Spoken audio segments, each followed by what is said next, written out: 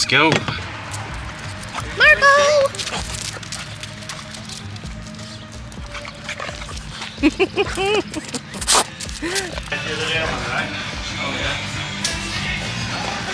just looked it up. It's a $260 month. You have to stab anybody. I mean, I got home and slashed my own tires. Just It make works. sure it works. Yeah. That's cool. That's pretty solid. What are you guys doing? Well, check in, man. Checking in. I haven't seen these. That's your design. Yeah. This is Jake's design. We talked about your stuff over here too. Yeah. So you do bike carnival. Yep. So riding a bike's been part of your life. I mean, it's a part of your everyday life. Right. So it's, how long have you been racing? Oh man. Since about 2000, I guess. So 23 years. Yeah.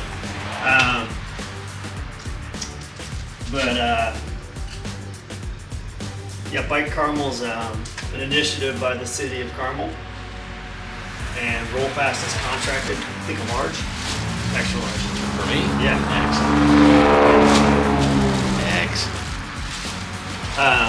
Bike Carmel's an initiative by the city of Carmel to increase bicycle ridership, awareness, and create more opportunities for people to ride in the city. And so I actually helped start the initiative with the city, with some people that I know that work for the city, and Rollfast is contracted to put on all the events. So Oh, cool. summertime, my garage becomes the storage facility for all of the Bike Carmel stuff, so we don't have to transport it from the city and back and forth every weekend. But we do a lot of kids rides, and we do an adult dinner cruise, and we just started a new program called Learn to Ride, where we're teaching kids to ride in workshops without training wheels. So Oh, cool. to date, we've taught about 40 kids in 3 weeks. The sessions are just 2 hours long, so they learn in 2 hours. That's awesome. It's a really cool process I found online. But So you've been racing for 20 some years, 23 years or so. yeah, Were you into cycling before? yeah, you know, like YouTube probably. I mean, growing up, young kid, what you got was on your dirt bike. Yeah.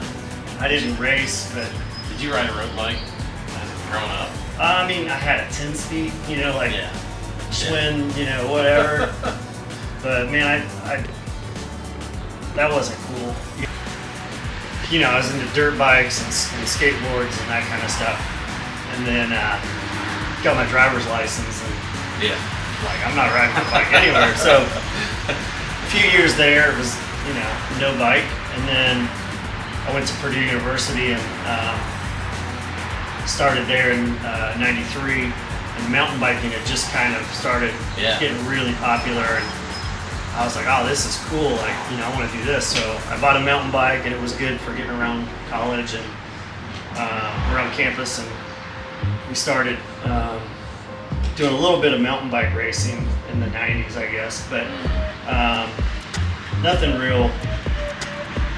could really be proud of. Like, we didn't know what we were doing, and a couple times we rode our mountain bikes from Purdue to Anderson, which was like, it's like 90 miles or something. You know, it's a long mountain bike ride. Oh, yeah. And we were, you know, we're riding across on like State Road 28, like highway, you know, just like. That was my stomping grounds in a car. Yeah. To where, I mean, you were safe driving 90 to 120. Right. I mean, yeah. Unless you hit the cop at the right time, you weren't getting stopped. I mean, that's just what we did. Yeah. And so then I met like some guys that rode for Grvl Cycling Club, and they were all on road bikes. And I was like, you know, can I come ride with you guys? And they were like, well, you can try, you know. Yeah. I was on my mountain bike and trying to ride with those guys, and was minimally successful, but that was when I decided I wanted a road bike. Again, you know, a real road bike, and actually bought one. There was a bike shop in Anderson. The owner of the shop had I think it was a 1989 Cannondale. It was like when they first had the big fat tubes. Oh, the Coke can tubes. But it was down tube shifters, and it had, you know, tubular tires. He raced it, and yeah, like this is cool. And so I bought that used. When I got on that thing, I was like, this thing's so fast. It was like, just different. Like mountain biking's cool, and it kind of, gravel kind of reminds me of that. Those years when I was really into mountain biking. We'd go to Michigan and West Virginia and Kentucky and do trails all over. But I found that first road bike and was like, this is so fast. So next up, we got the Dust Bowl. Is that important to you? I've never done it, so I'm excited. Yeah. I mean, it's yeah. On stick. It's on stick. Yeah. I mean, it's, last year I wanted to do it. I was at the Rift in Iceland. Yeah. The same day, so I couldn't do them both. I didn't have those excused. I didn't have a jet to get me to both of them. Like, but yeah, I've known Mark O'Leary for a few years now, several years now, and he's come out and supported a ton of Rollfast events. He's won the 8x8 challenge like 2 or 3 times. Yeah. And he's just an awesome person. So I'm like, yeah. He's a good rider. Yeah. He's an amazing rider and just like a really, really good guy. I mean, you can't say that strong enough. Like he's a really good guy. Yeah, this thing turns green real fast though. Change the water. I think if I had a cover on it or something, it would help. $30 pool. You gonna swim? Come on. Come on. Get in. Come on. Come here. Come on. Marco. Come on. There you go. Go swim. You swimming? Onyx like eats the bubbles. You like go like this and he comes in here and drinks out of it. Eats the bubbles. Like I'm sure that's full of mosquitoes.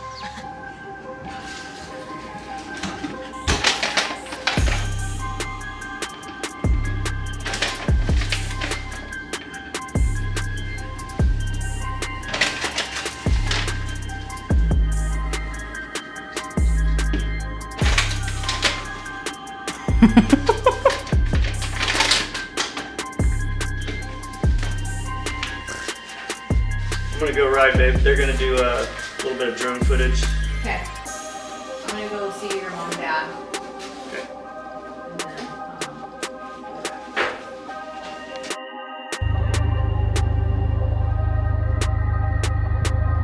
We'll go down that road, through the stop sign, take a left, straight north from there. Okay. Just let me know. I need to get out. Yeah, so we're gonna cross State Road 38. Okay. It's a stoplight, and once we cross that, that's like the hilly wooded section. Okay. We'll ride through it. You can get an idea of if you like it or not. I gotta go catch those TT bikes. One of my coaches years ago told me that cyclists that are really dedicated, really amazing racers are some of the loneliest people you'll see on bikes. The reason for that is because they have to do a lot of training, interval training, and a lot of times it's not something you can do with a group of people. So I've taken on to that and really embraced it through the years. And more, the more I'm cycling and the more I train, the more I enjoy the accomplishments I get on the bike during training rides. And one of the things we talk about in Cinch cycling is enjoying the process. And for me, training every day is my lifestyle, and the accomplishment I get from completing each interval is really what satisfies me every single day. So, a lot of people find joy and pleasure in doing the weekly or the weeknight group ride. But for me, it's more fulfilling to go out by myself and be alone with my mind and push my body and try to find ways to get stronger and become faster. And then all of that hard work translates quite well when I go to events. So like I said, in Cinch, we talk about enjoying the process, and the results really don't define who you are or the performance you did. There's so many variables in racing that you can't choose your outcome, but you have to put in the work to be successful in racing. So back probably 10 years ago or so, there was a club called Fit Living that a buddy of mine started, Matt Shade. And they used to train on this loop that we just rode. And they'd come out on Wednesday nights and just do laps on it. And he called it the Heaven Loop because he was like, this is like heaven out here. But it was really cool because they would have like Rollfast, they would have tons of different levels of people in their group. And they would just do laps. So when somebody got dropped, they would like pick them up on the next lap. Oh yeah, cool. But they ran it like, almost like it's too big to be a crit race, but like a circuit race or something. Like I think it was every Wednesday night, but anybody could come do it, but it's pretty cool. It's like a really nice loop. It's not too far out of town, but it's removed from the cars and stuff, so pretty cool. Over the last 3 or 4 years, I've really started to prepare for races mentally weeks in advance. By that I mean I get very focused on the details of the race, the logistics of what's going to happen leading up to the race, course profiles, and places in the race where there's an opportunity to take an advantage or to maybe do an attack. It's really helped me enjoy racing a lot more because the first thing I'll do, look at the event, look where it falls on my calendar, look at how my training's gone, try to define what is a personal success. The next part of my race plan is a checklist, and this gets copied from similar events in years past from document to document. And you know, in that checklist, there's just a lot of things that I want to make sure that I'm packing and preparing for. Everything from pre-race stuff like washing and cleaning my bike to planning out my race food and drinks and food for after the race and getting the routes downloaded to my Garmin. The next part is a checklist for my race bag. And it typically stays pretty much the same. It kind of varies between road events or time trial events or gravel events, but it's basically the things that I take the day of the race, like my kit, shoes, helmet, gloves, heart rate strap, you know, that kind of stuff, CO2s, pumps, tubes, just all of the things that you need for the actual event. And then the last thing that is on every race plan would be my actual nutrition plan and the food that I'm going to consume during the event. And then, you know, the last bit of the race plan is typically looking at details about the course or the event, you know, start times, making sure we have the GPS file loaded on my Garmin, studying the route a little bit if I'm not familiar with it to mentally map out the start finish area. Typically when I do my openers the day of the event, I try to recon the finish area quite a bit.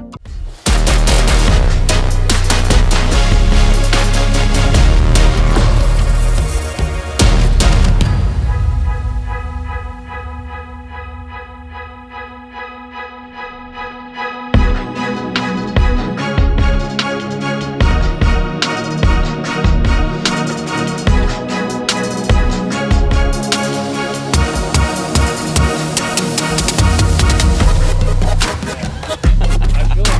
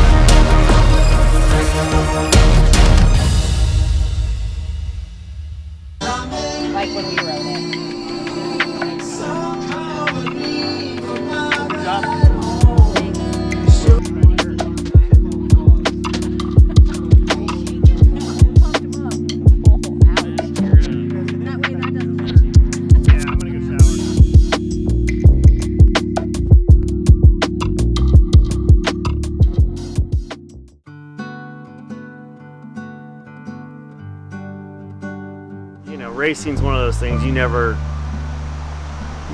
know how the day's gonna end. You know, you never know what's gonna happen, and that was the first time I've done that event. I did some recon rides there with Morgan when she was in town earlier this year. Quite a bit different experience when we reconned it. The gravel was a little bit different. You know, it changes over the year.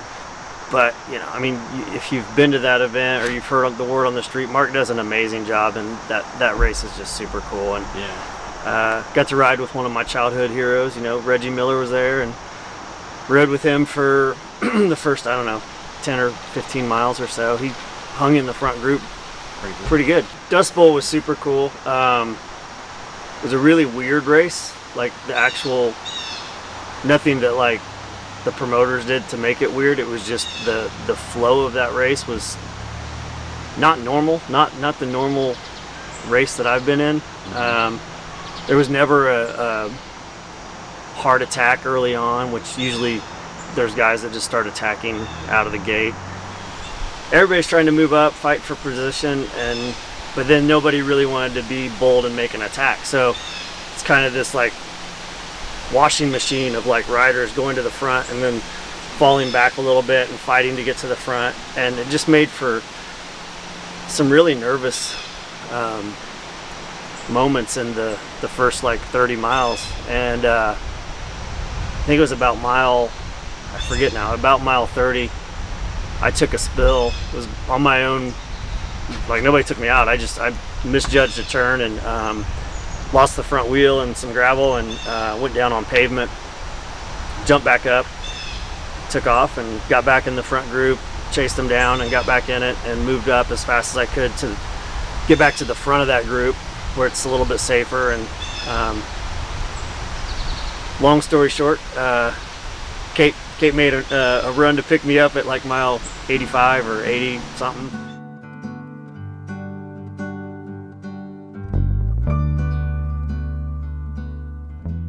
Next race we did was the Fast 50 in Michigan. I took up a bunch of Rollfast guys, and we kind of put together a plan. There's a Rollfast guy that I'm coaching, his name's Matt Breeden, and he's a strong rider, but he's never felt comfortable. He's never felt like he belonged in that front group. I can see his power numbers being his coach, and I'm like, you can do it. It's just confidence and experience. So the goal for that race was to keep Matt in the front group. We had one of my best friends, teammates, Josh Drake, and then actually another athlete I coach, Josh Ginsberg, in the group. So we had some really strong Rollfast guys helping protect Matt. And so the way that race went, we knew when we showed up, there's Team Turbo, they've got Jesse Siemens, and he's like World Tour Pro power numbers. I mean, he's basically, if he's at the race, he's probably going to win unless he has a catastrophe. And he's got really strong teammates too, and they all showed up, and we were like, okay, we're telling Matt, you know, hey, watch these guys. There was another team there, Athletic Mentors, and they always show up with numbers, and they have some really strong guys. Both the Joshes and I are telling Matt, you know, 2 Matts and 2 Joshes. So, you know, we're telling him, you know, like, let's watch these guys. Let's be at the front, but not on the front. Let's conserve energy. Let's ride smart, and coaching him through the whole race. And early on, breakaway goes, and it's got Jesse from Turbo and one other guy, and we kind of just watch him go up the road, and we're not going to chase that because we want Matt to stay in the front group. We're not going to try to do a breakaway move. And over a few miles, the guy that's with Jesse can't ride with Jesse anymore, and he gets dropped, and he comes back to the group. So now Jesse's off out of sight on his own, doing his own time trial thing, and we're in the front group. Matt's still there, everything's going well. A couple of guys are making attacks and they don't go, and they come back, and I think it was it was a 50-mile race, and at about mile 35, if my memory's right, there was a crash behind us, but we didn't know it, and it was a bunch of the Turbo guys and some of the Athletic Mentor guys, and Matt Breeden was caught up behind it, and he didn't crash, but he had to stop and like sort out bikes and get back on, and our group was gone, and we didn't know Matt was behind that. So I cycled to the back looking for Matt. Both the Joshes are like, he was just here and now he's gone, and we thought he got dropped, and we felt kind of bad about it, but nothing we could do. We looked back, we couldn't see him anywhere, and we're kind of taking inventory of who's in the group, and there's like 20 guys, and Josh Drake comes up to me and he goes, well, if we can't have Matt finish with us, then we might as well get second. I'm like, oh yeah, okay. Like, yeah, we might as well, like, just go ahead and get second, you know. And so Josh makes a big attack. He goes away and gets brought back, and then I happen to roll away, not really an attack, but I got off the front, and I was away solo by myself for like, I don't know, 15 or 20 minutes, and the group finally caught me, and all day I'm feeling great. Like, it's like the best I've felt all year in a race. And then a guy goes off the front, and he's up the road, and I think, you know, like, I don't think he's going to ride by himself to the finish, but he's looking pretty good. So I make a move and get up there with him, and then an athletic mentor kid comes up who was like 15 years old. He's young. And so there's three of us, and with a Rollfast guy and an athletic mentor guy, those two teams that are in the peloton go to the front and slow the pace so we can get away. So we had two teams blocking for us in the breakaway, and that enabled us to like stay away for the rest of the race. Fast forward to the finish. The finish was kind of sketchy at that race. It's not really well designed at all. It's a paved road for maybe a mile, brand new pavement, like amazing pavement, like you'd want to ride your road bike on it. Mm-hmm. And then it's a left turn onto gravel, and it's about 200 feet to the finish line. Oh, geez. And so it's, we had reconned it when we were warming up, and we saw it, and we were like, first person in this turn is going to be the one that wins, or wins the sprint. Like, nobody's going to sprint around you if you make that turn first. So I knew that going in, and I took a really big heavy pull, like 500 watts for a minute, to make sure nobody went around me, the two guys that were with me in the breakaway. And I made the turn first and jumped on the gas and went, and all of a sudden I just heard bikes behind me hitting the ground, and both the young kid crashed, and the other guy that was with him stayed up but had to let off. So I got second behind Jesse at that race, and pretty awesome result. But you know, we were there as a team, and they have a team category, and we knew we had a lot of riders in the front, the first group to finish, and so we thought, you know, we may be able to get the team victory too, and sure enough, we did. So Rollfast won the team category. I got second overall, and then Josh Drake sprinted at the end and actually won his age group. So you were just talking about, right? You know, we're just talking about the Fast Fitty and the athletic mentors team. Mm-hmm. And I think that's one of the things that I've seen that team, familiar with them. I like what they do. Yeah. And they don't hide at all what they're about. And not that you do, but a major thing for you, and it's, I believe it's on your arm, is mental fitness. Right. So where does that come from for you? It's kind of a really long story, but the quick story, the quick version is, my wife, her first husband died by suicide. Yeah. 2008, when the crash happened, he owned a car dealership, and I mean, everybody that lived through that, if you're a business owner, you know, especially if you're, you know, a government employee, you may not have even felt it, but it's a really hard time financially, and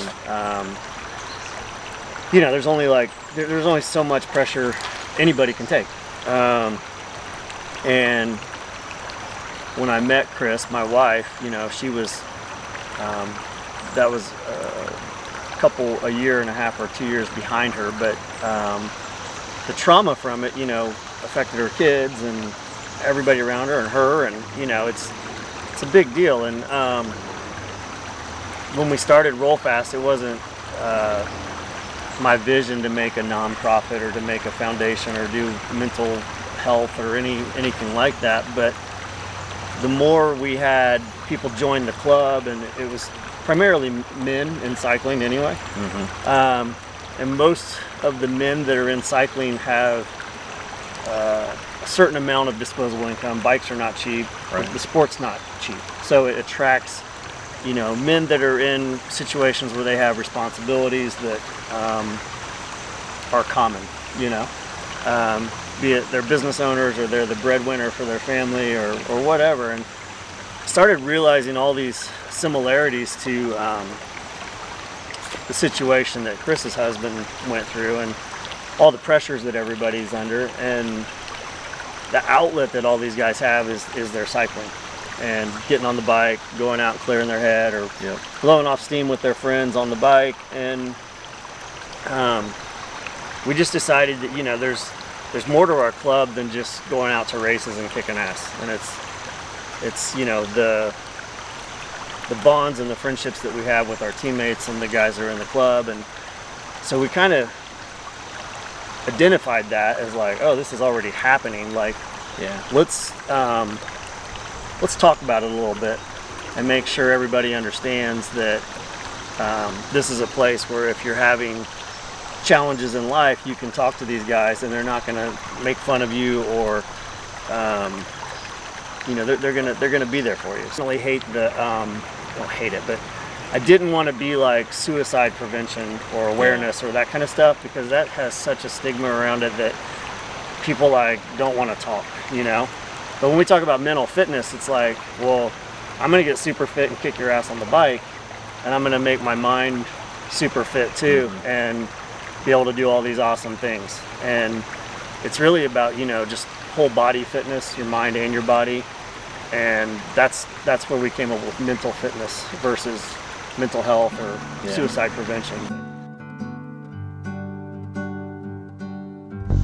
I grew up not too far from you in Anderson, Indiana, and it was a GM town. And when I graduated high school in '92, and you know, when I was in high school, you could kind of see the decline, and some of the bigger factories moved out of town, and you know, I was not real aware of my, you know, I was, you know, 17 or whatever, and not paying a ton of attention. But I decided to go to Purdue University, and that was kind of eye-opening, just going to a bigger school like that with people from all over the world.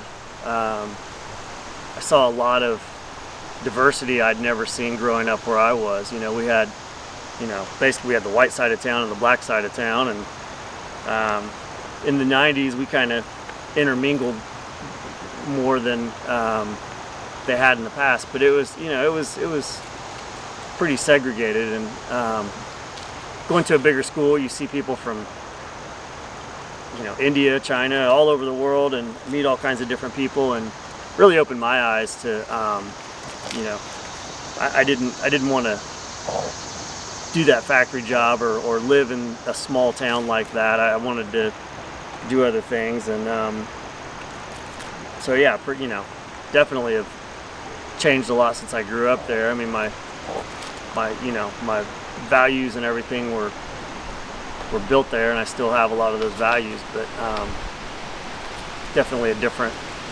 Does it motivate you to want to do your own thing?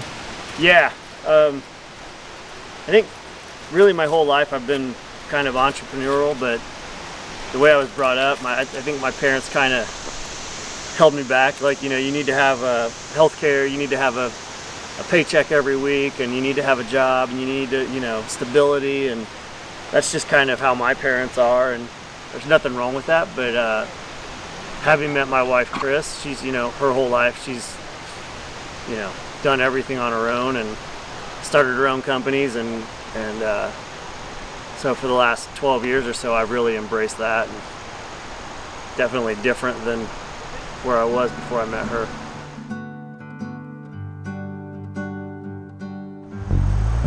I think, you know, I'm a pretty creative person.